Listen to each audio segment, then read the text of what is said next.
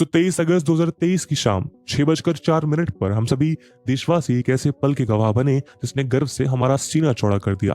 ये वो मंजर था जिसे देखने का प्रयास हम सब ने आज से लगभग 4 साल पहले भी किया था, लेकिन उस अधूरी सफलता का बोझ इसरो के साइंटिस्ट के कंधों से आखिरकार 23 अगस्त को उतर गया, जहां 4 साल की कड़ी मेहनत के बाद भारत ने वो कर दिखाया जिसका ख्वाब पूरी दुनिया और दुनिया के बड़े बड़े देश देखते रहे, और आखिरकार चांद के साउथ पोल पर सॉफ्ट लैंडिंग करने वाले दुनिया के पहले देश का खिताब हिंदुस्तान के नाम हुआ।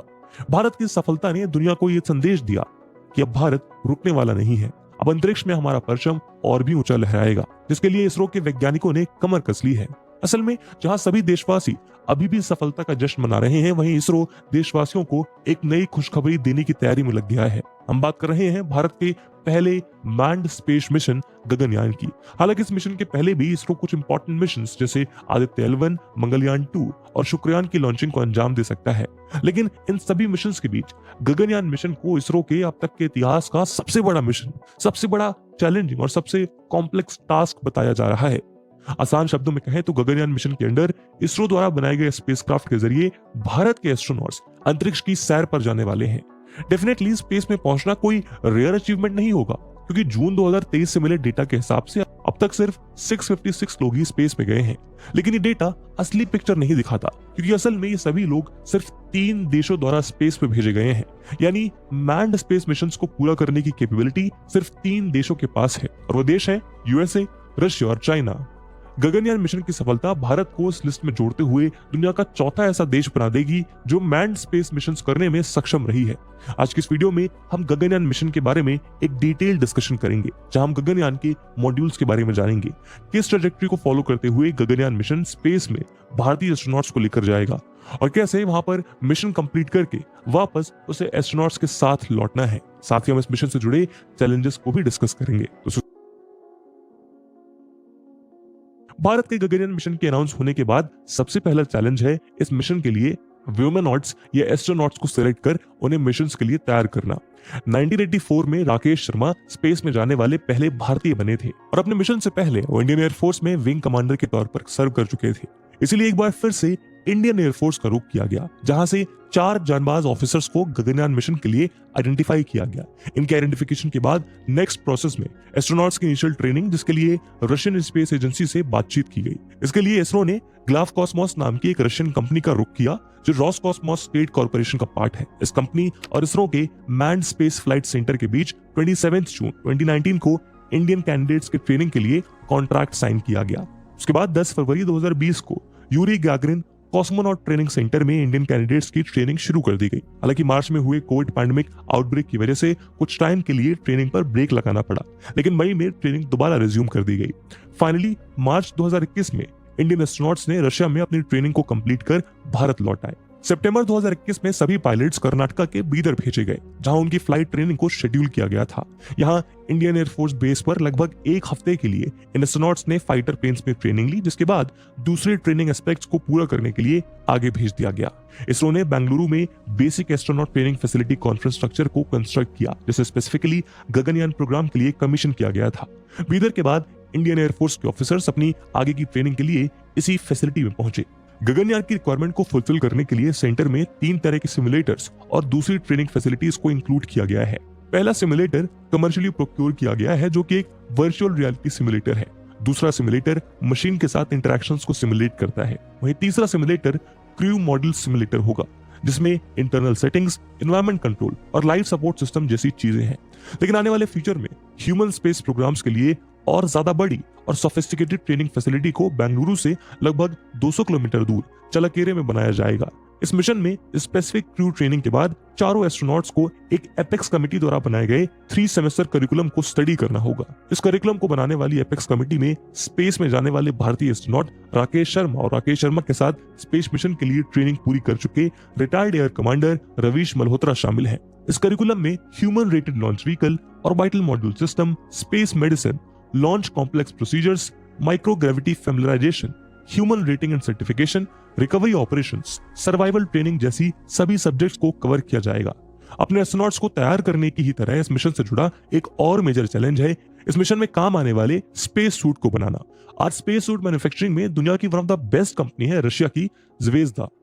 1952 में स्टैब्लिश हुई एक कंपनी एयरक्राफ्ट और स्पेसक्राफ्ट क्रू के लिए पोर्टेबल लाइट सपोर्ट सिस्टम्स को डिजाइन, डेवलप और प्रोड्यूस करती है। मॉस्को के पास लोकेटेड इस कंपनी ने रशिया के द्वारा यूज किए जाने वाले ज्यादातर स्पेस सूट्स को बनाया है, जिसमें 1961 में स्पेस में ट्रैवल करने वाले पहले ह्यूमन यूरी गैगरिन द्वारा यूज किए जाने वाला स्पेस सूट भी शामिल है। रॉसकॉस्मोस की सब्सिडी ग्लावकॉस्मोस ने ज़्वेज़दा कंपनी को इंडियन एस्ट्रोनॉट्स के स्पेस सूट्स को मैन्युफैक्चर करने की जिम्मेदारी देते हुए अनाउंस किया कि इंडियन एस्ट्रोनॉट्स इसी कंपनी के सूट्स पहनेंगे। ये कंपनी स्पेस सूट्स के अलावा इंडियन एस्ट्रोनॉट्स के लिए इंडिविजुअल सीट्स और कस्टम मेड काउच लाइनर्स भी बना रही है।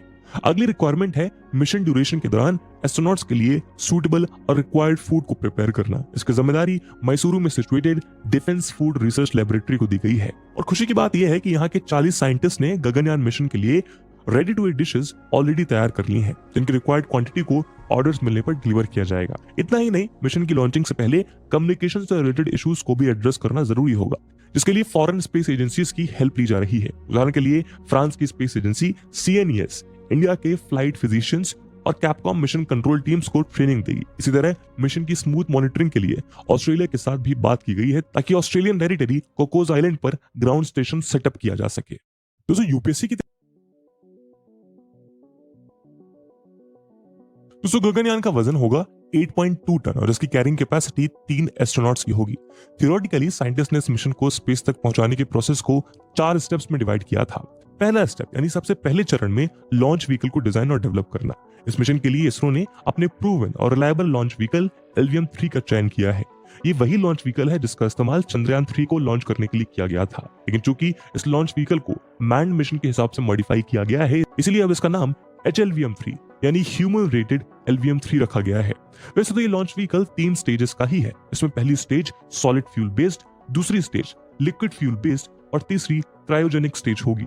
सॉलिड स्टेज में फ्यूल के तौर पे HTPB यानी हाइड्रोक्सिल टर्मिनेटेड पॉलीब्यूटाडीन का इस्तेमाल, लिक्विड स्टेज में UDMH यानी अनसिमेट्रिकल डाइमिथाइल हाइड्रोजीन का यूज और क्रायोजेनिक स्टेज में लिक्विड ऑक्सीजन और लिक्विड हाइड्रोजन का इस्तेमाल किया जाएगा। इन 2 स्टेजेस के अलावा इसमें एक ऑर्बिटल मॉड्यूल और क्रू एस्केप सिस्टम को भी जोड़ा गया है। गगनयान के स्पेस में पहुंचने के बाद लॉन्च व्हीकल से ऑर्बिटल मॉड्यूल अलग हो जाएगा।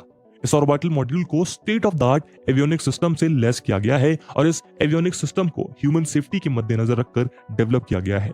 ऑर्बिटल मॉड्यूल में 2 पार्ट्स अटैच्ड हैं। पहला है क्रू मॉड्यूल और दूसरा है सर्विस मॉड्यूल।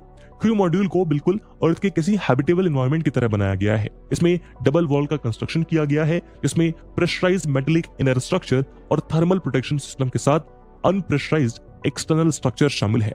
सिर्फ इतना ही नहीं, क्रू मॉड्यूल में crew interfaces, human centric products, life support system, avionics और डिसेलरेशन सिस्टम्स भी मौजूद हैं। साथ ही यही क्रू मॉड्यूल एस्ट्रोनॉट्स को सेफली वापस अर्थ सरफेस पर लाने का काम भी करेगा। सर्विस मॉड्यूल का काम होगा ऑर्बिट में रहने के दौरान क्रू मॉड्यूल को नेसेसरी सपोर्ट देना। ये एक अनप्रेशराइज्ड स्ट्रक्चर होगा जिसमें thermal system, propulsion system, power system, avionic system और डिप्लॉयमेंट मैकेनिज्म्स होंगे। सबसे लास्ट में आता है क्रू एस्केप सिस्टम। अगर लॉन्च पैड पर या एसेंट फेज के दौरान किसी भी प्रकार की इमरजेंसी हो जाती है, तो ऐसे में क्रू की सेफ्टी को इंश्योर करने के लिए ये एस्केप सिस्टम डिजाइन किया गया है।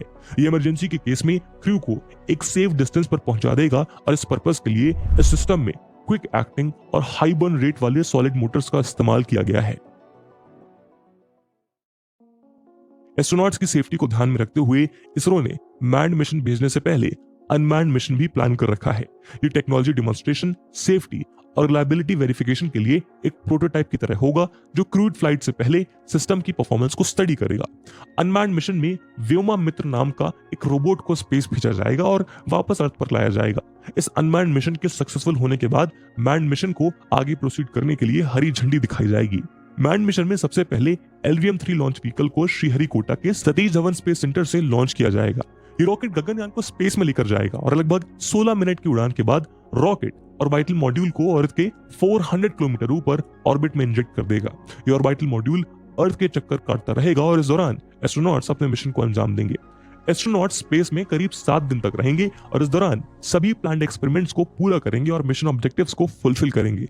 मिशन पूरा होने के बाद ऑर्बिटल मॉड्यूल के दोनों हिस्से यानी सर्विस मॉड्यूल और क्रू मॉड्यूल एक दूसरे से अलग हो जाएंगे। इसके बाद एस्ट्रोनॉट्स को कैरी करते हुए ये क्रू मॉड्यूल अर्थ के एटमॉस्फेयर के फ्रिक्शन को झेलते हुए ये री एंटर कर जाएगा, जिसके बाद इसे बे ऑफ बंगाल में लैंड कराया जाएगा। लैंडिंग के समय अर्थ की ग्रेविटी की वजह से क्रू मॉड्यूल काफी तेजी से अर्थ की तरफ बढ़ रहा होगा और इस चीज को ध्यान में रखते हुए क्रू मॉड्यूल की स्पीड को कम करने के लिए इसमें 2 पैराशूट्स को अटैच किया गया है।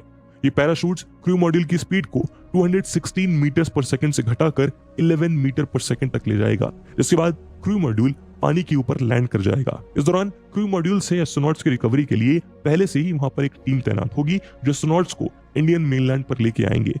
इस पूरे मिशन के दौरान क्रू मॉड्यूल के अंदर एस्ट्रोनॉट्स को तरह तरह के चैलेंजेस फेस करने होंगे।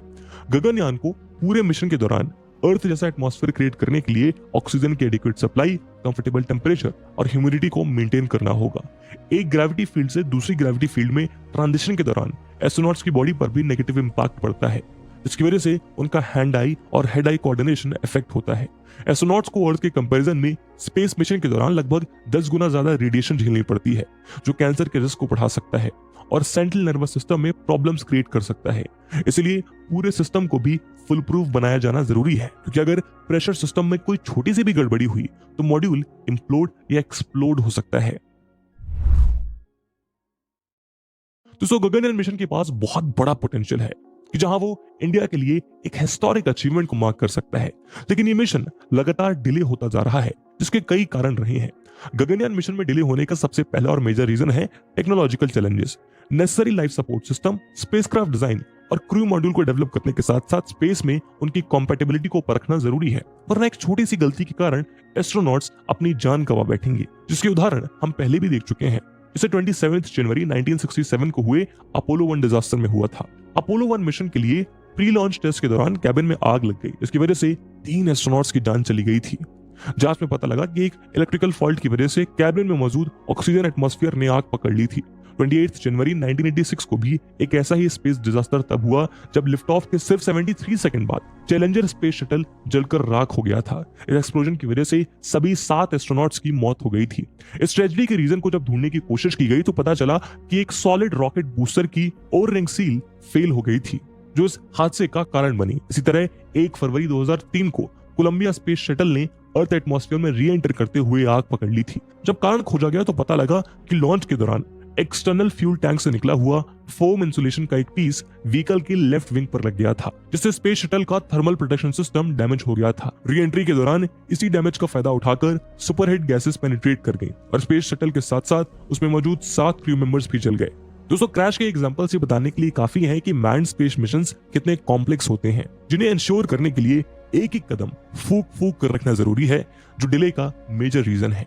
इन्हीं टेक्नोलॉजिकल डिफिकल्टीज के कारण 2020 में आया ग्लोबल कोविड-19 पैंडेमिक भी डिले का एक मेजर कारण बना। लॉकडाउन, ट्रैवल रिस्ट्रिक्शन और सेफ्टी प्रोटोकॉल्स में वर्क शेड्यूल के साथ साथ सप्लाई चेन और कोलैबोरेशंस को भी डिस्टर्ब किया। इसके अलावा बजट कंस्ट्रेंट्स, दूसरे मिशन की प्रायोरिटी और रिगरस टेस्टिंग जैसे रीजंस भी समय समय पर इस प्रोग्राम को डिले करते रहे हैं।